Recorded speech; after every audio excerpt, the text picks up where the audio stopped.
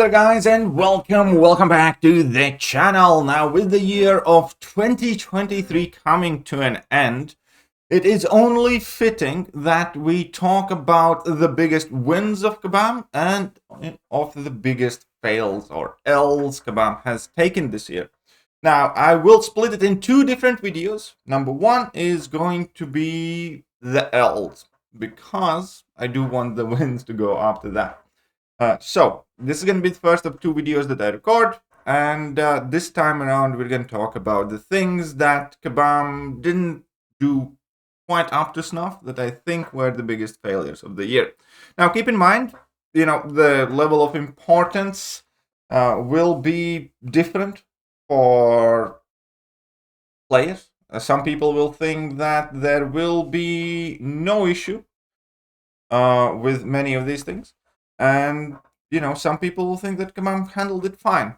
This is obviously my perspective, the way I see things in the game and the things that I'm kind of worried about or surprised by. And I have 7 items on the list to talk about.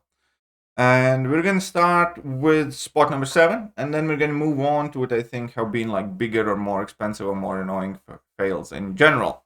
And the first thing, which I suppose, well, for many it will be much higher on the list, but ultimately what Kabam did to the revive and health potion economy. And most specifically, again, to be clear here, I'm not against Kabam removing revive farms from the game if they do it adequately and they do it properly, as in adjust the existing content in the game to tune it to, because clearly a lot of content has been created with these death now mechanics, or just like arena challenges where basically you are forced to use hundreds upon hundreds of revives. Necropolis in general was better in moving in the better direction, even though it still has the death now mechanics there. At least it's not as revive intensive, let's say, as Labyrinth or Abyss was initially. But it is clear that in the game we have a ton of content tuned for the use of, a significant amount of revives. And Kabam is taking away all of these revive farms without adjusting any of the content, which means any player moving through the game from this point forward will obviously have a significantly harder time. So that is one major issue there. And the second major issue would be the way they handled potions, because that was, again, one of the most just disappointing approaches. Effectively, they took 6 or 7 months since the time that they told us that they will be revamping the potion economy. And after this 7 months, after somebody did a ton of research, what they did was they just reduced some prices to some potions. Okay. Again, completely missing the community worries. Community worries were not necessarily like how much these potions cost. Obviously, cheaper prices are always better. That's not the issue. The problem here was, number one, again, that everything that they did and they built up and people expected some major changes amounted to very, very little. There were no major changes. There weren't percentage-based potions, none of that stuff. There was just slightly lower prices. And again, the major factor in the terms of disappointment here came from the fact that by default, players don't really want to spend units on potions and or revives. Because that is, primarily meant for offers or some other things that you need on the fly. What everybody is worried about with Kabam changing the revive farm, with Kabam changing the potion systems in the game, is whether you will be able to earn enough. And just by changing price address is none of that.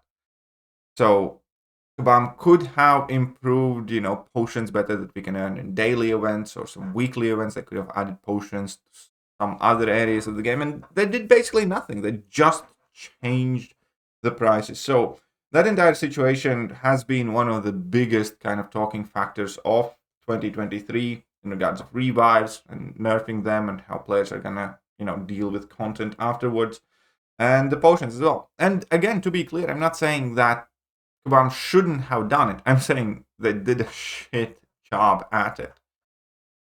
I can see a better version of MCOC where revives are much harder to come by, where potions are much harder to come by, but that needs to be adjusted in the content. And again, we're not getting any of that. They're just changing it in one end and making it significantly worse for the players as an end result. Right.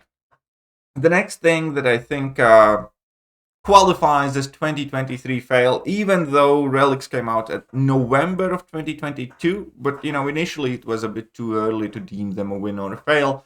Then ultimately, I think it is quite clear that Relics and all the money investment that Kabam has made into Relics has failed effectively, because when Relics are required, mandatory in quests and content, that typically results in more annoying thing.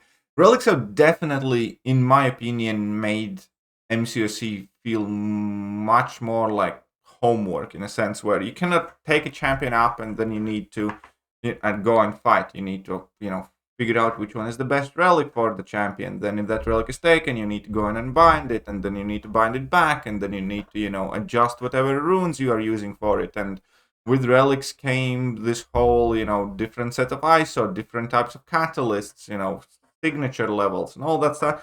And it just did not need that. This game really, really did not need that much complexity added on top of everything. Because, yeah, Relics is like another kind of like subset of champions, basically, that will just eventually keep on growing and become more and more complex. And it does, in my opinion, this entire large system does not add to the enjoyment of the game, really. Or more specifically, I think whilst in the fight, using a relic is fine.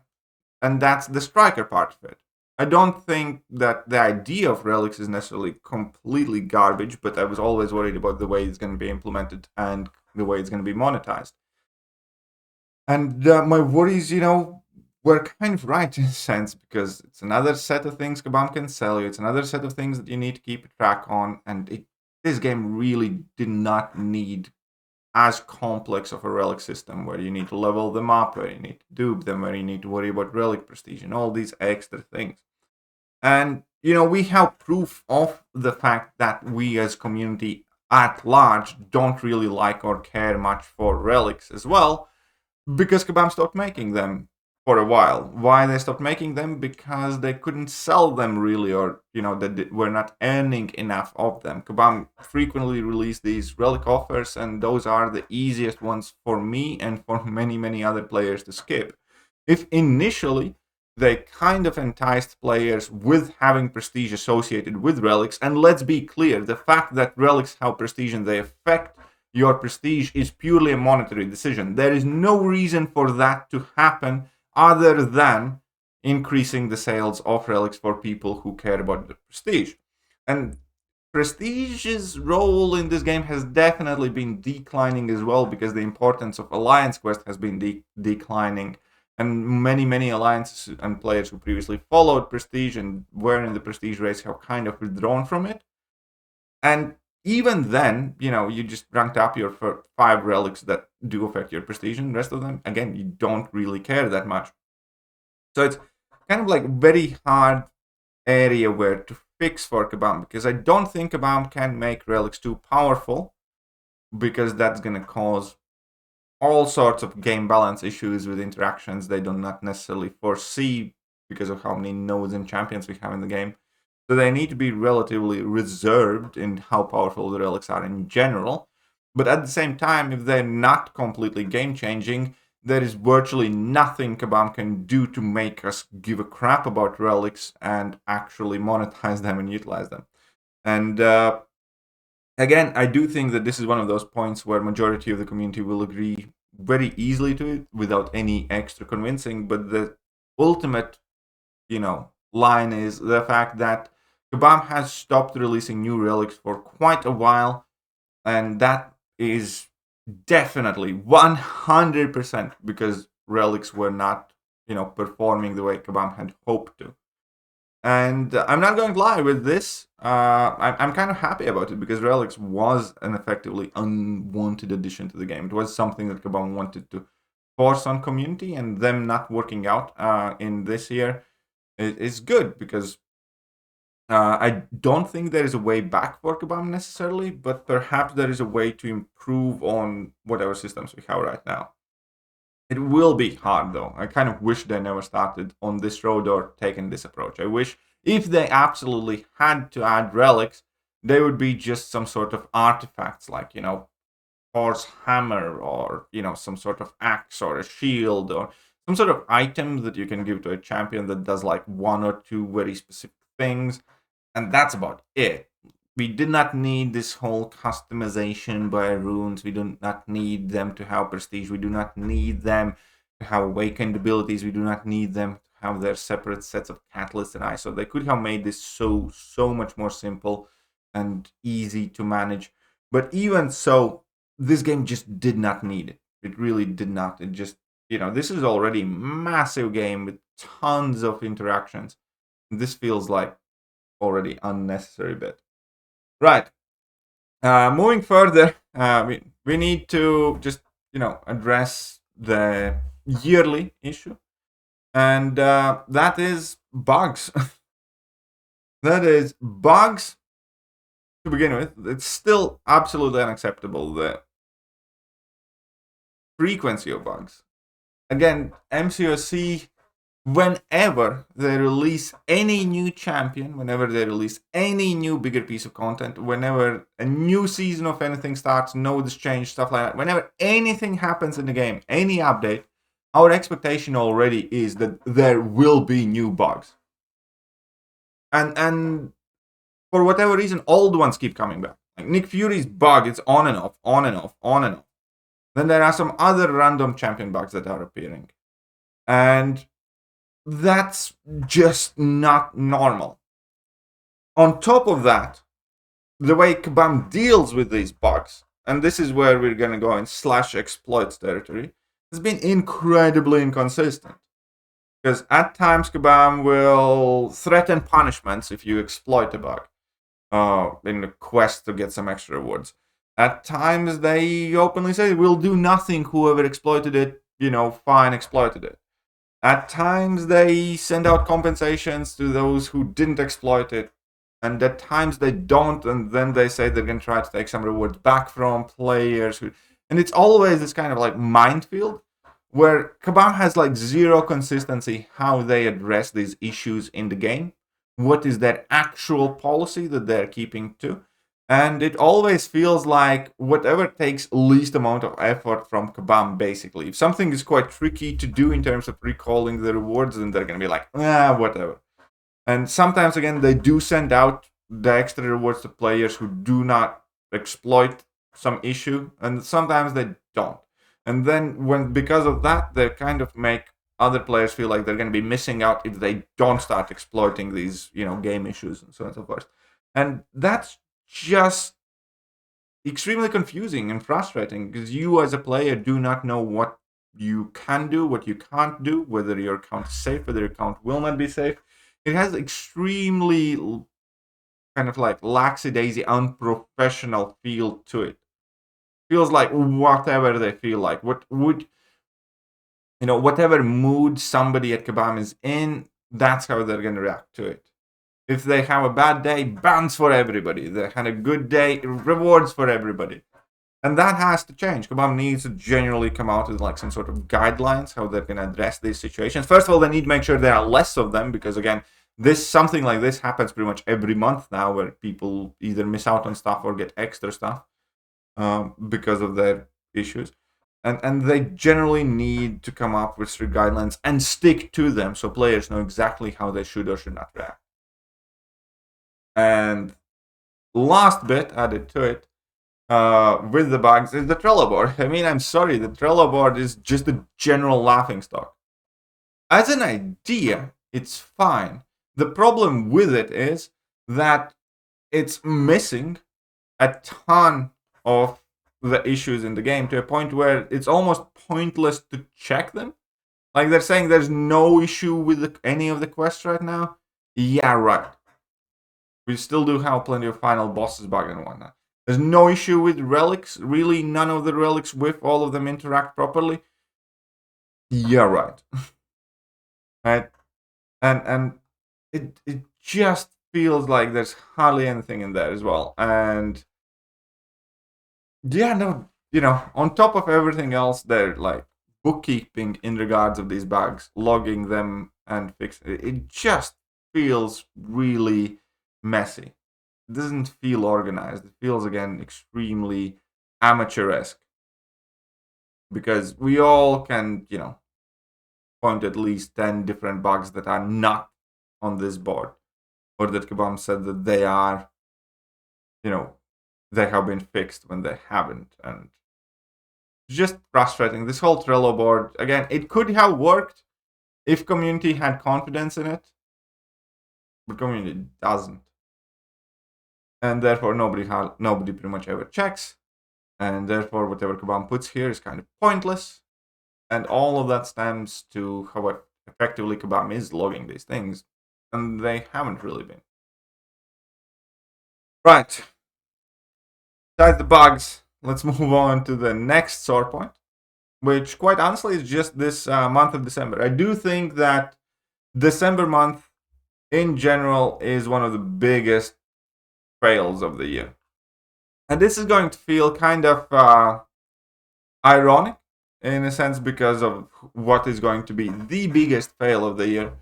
But this is undoubtedly the worst of both worlds. Now, I have never liked Banquet Event in general, speaking specifically of that,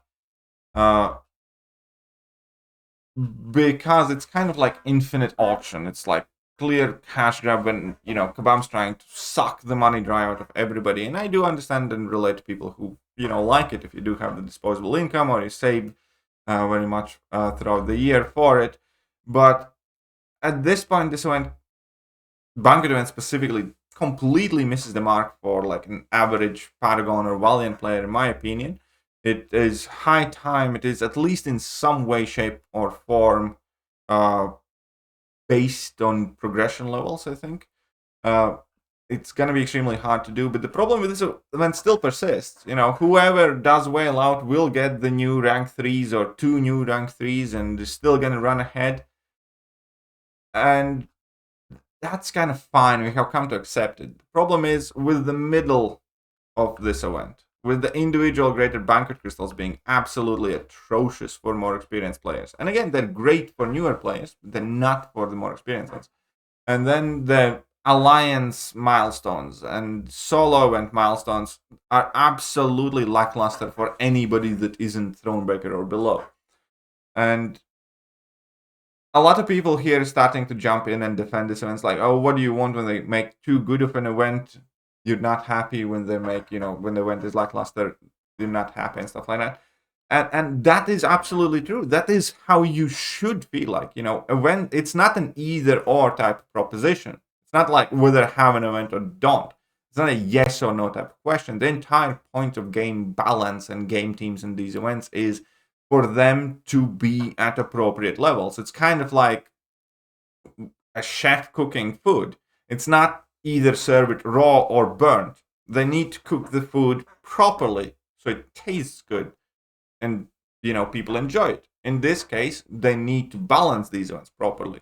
If we had July 4th that was completely out of order in terms of whatever that offered with rank up materials and everything else, and let's call that event absolutely overcooked, then December banquet event has been completely undercooked, and it's still not a good event. And moving on, it's rest of the December activities as well. Even if you say that the banquet event is fine for you, which is fair enough, but the rest of the December stuff also seemed extremely lackluster. Like we have the last couple of side events being not worth doing. This is the point I have stopped doing side events.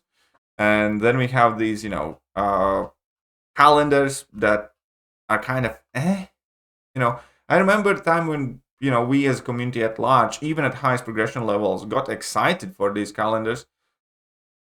Yeah, it's like not, they're just not that, special. They're not that great.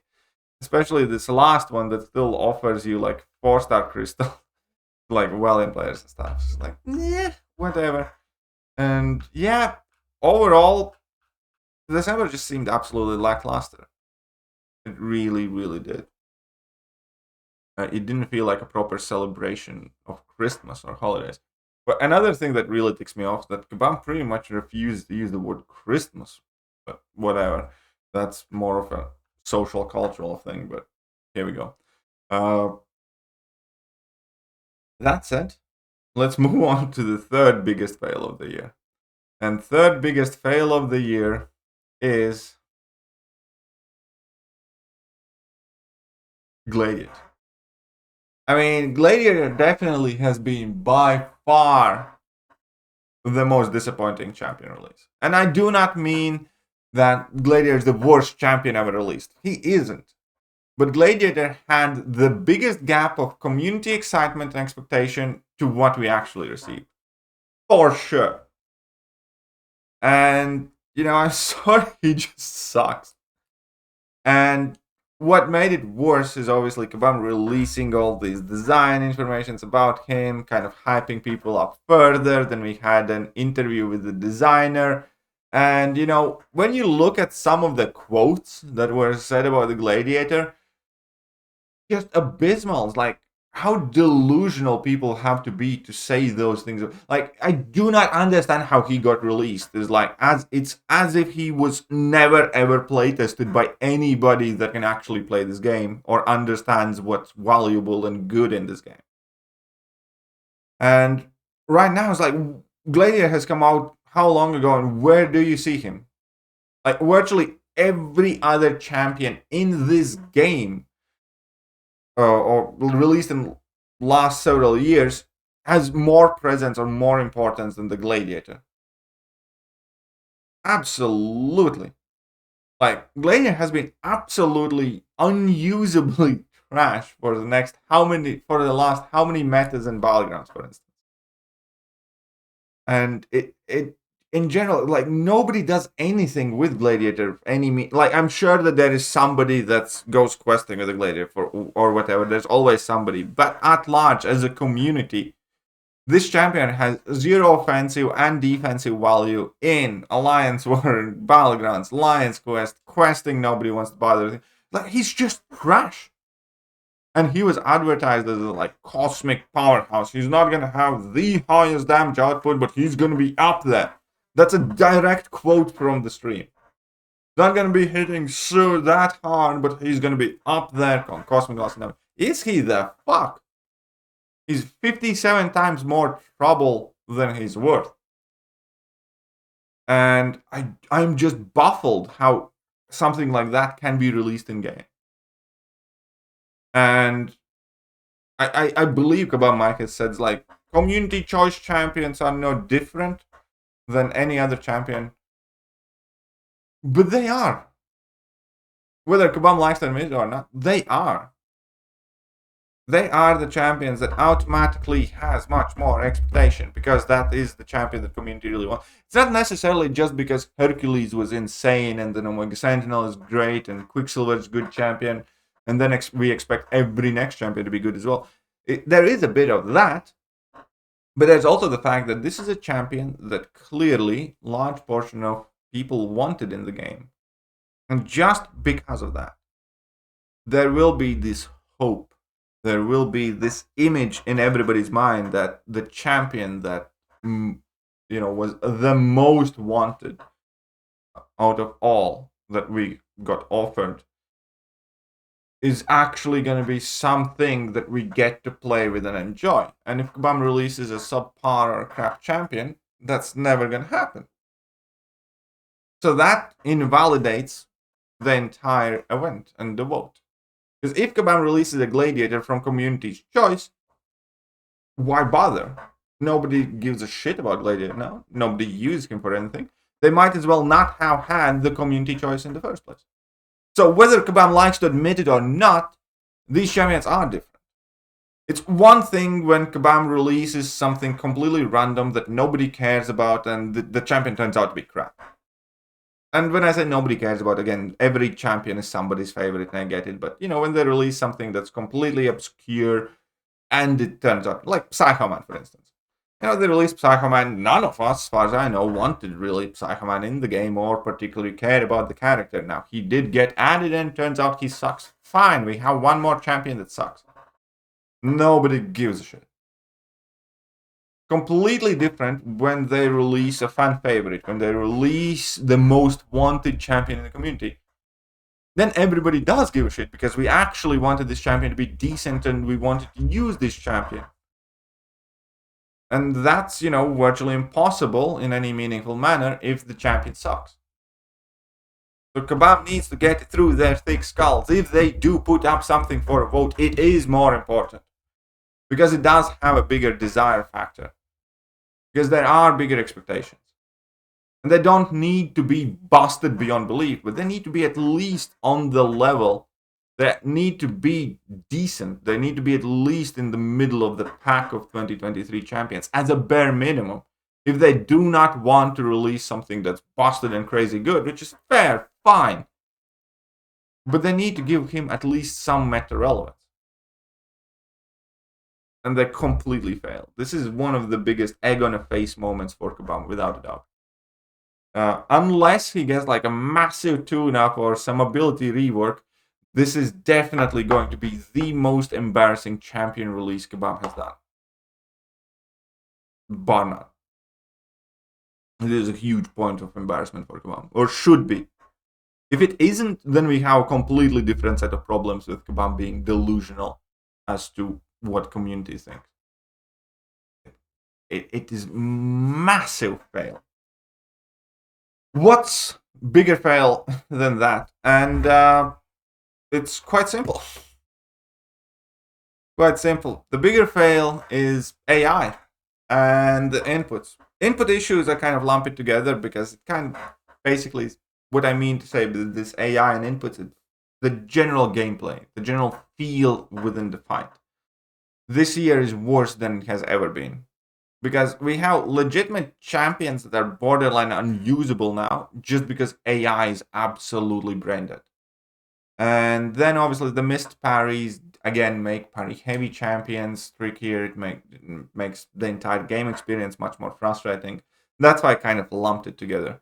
Both AI and inputs is what makes fighting in this game, which is meant to be the core of this game, incredibly frustrating. And it's mind-boggling for me that Kabam is taking so long to not address it even properly. Like with AI, they still haven't properly acknowledged that there's an issue with AI.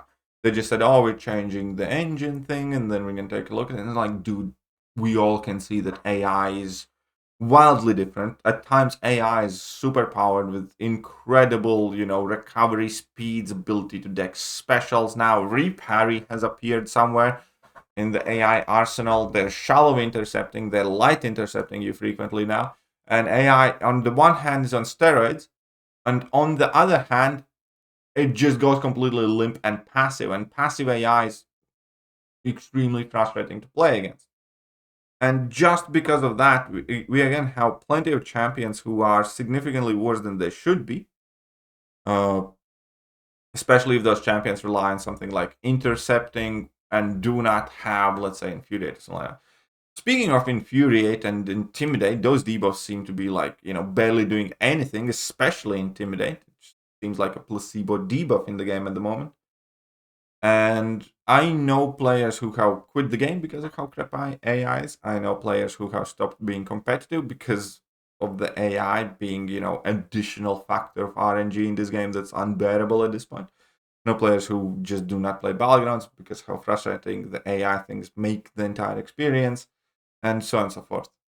And I think it deserves to be this high up in the list because it just makes playing the game frustrating.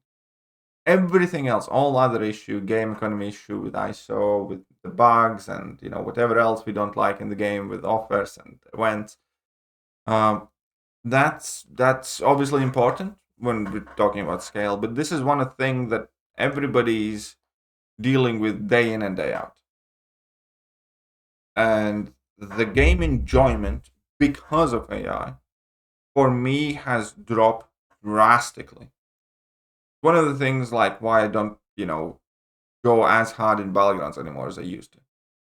Because it genuinely feels very, very, very, very bad when you charge a Scorpion heavy attack, for instance, and the opponent just doesn't attack you for 20 seconds. And, nothing, and all your debuffs fall off, and that special does nothing, even if you do connect it late. Feels very bad when you go up against something like Future Ant-Man, where you do need to intercept him in order to get rid of his armor ups, and it doesn't let you, ever.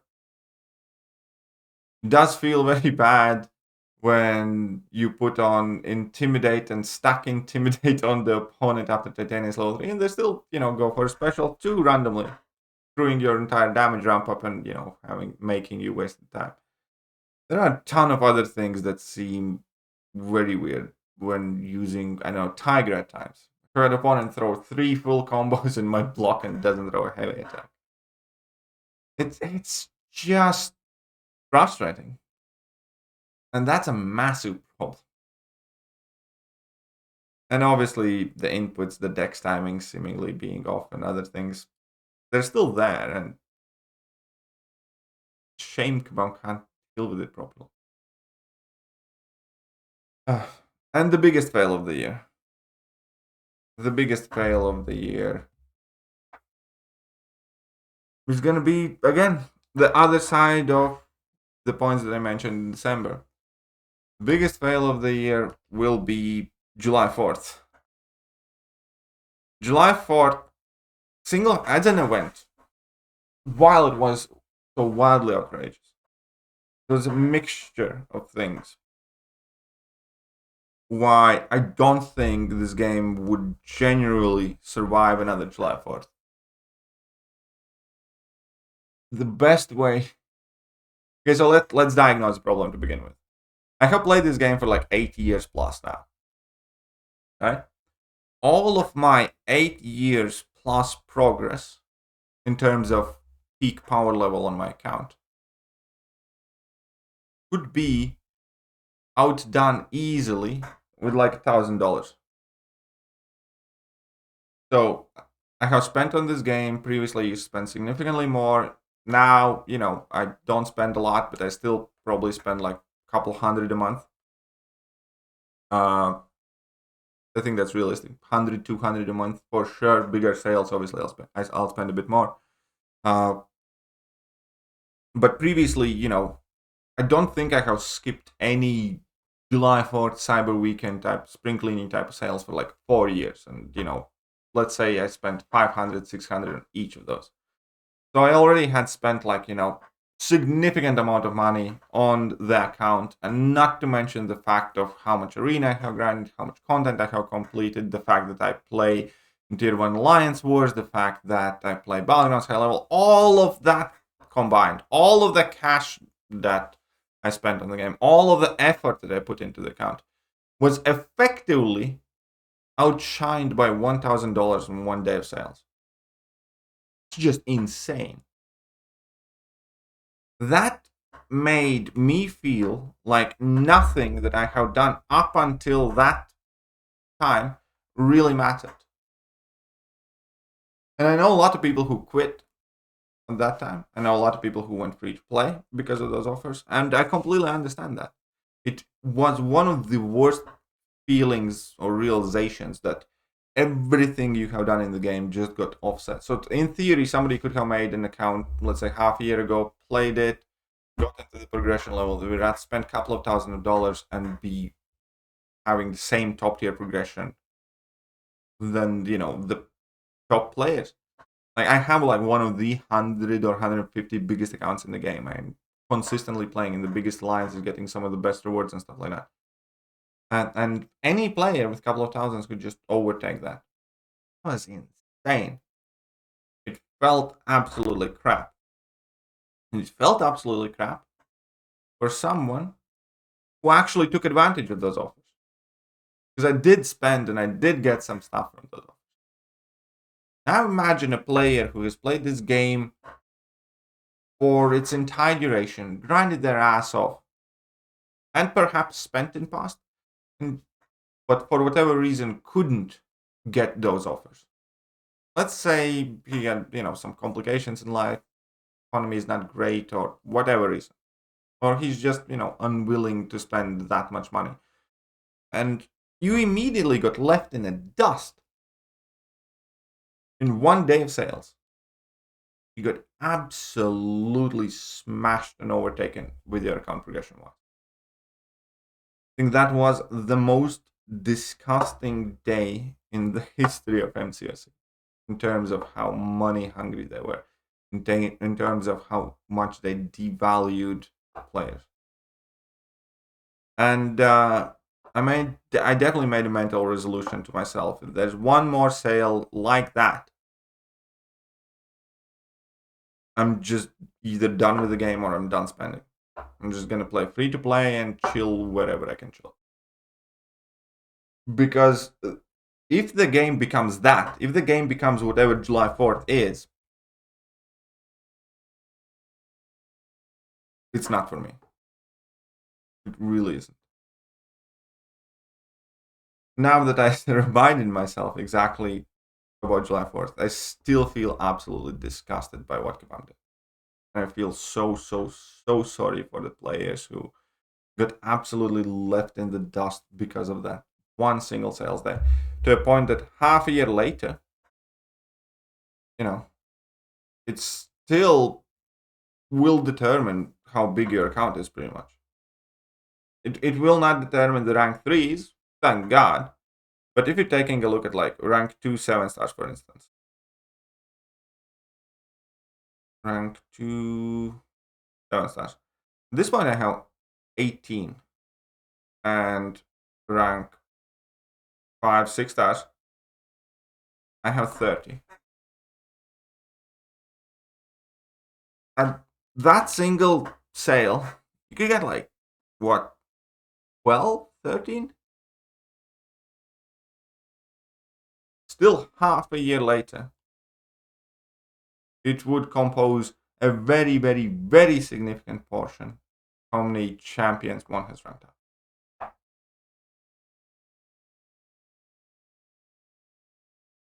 It's, yeah, whatever. Just hope it never happens again.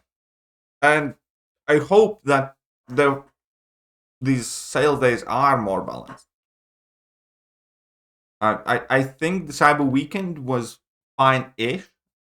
I think it could have been slightly better, but I think for most part they kind of got it right in a point where it felt reasonable to spend money for what you received.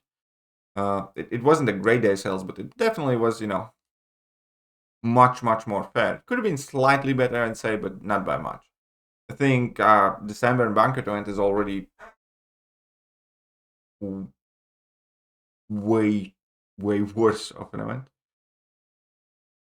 But still, ultimately, I'd much rather prefer every event being extremely underwhelming and not feeling worth the money spent than whatever happened July 4th.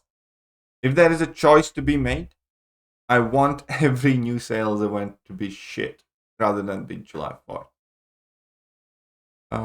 Yeah, so those I think are the biggest fails of 2023. Let me know what you guys think, and I'll catch you soon. Bye-bye.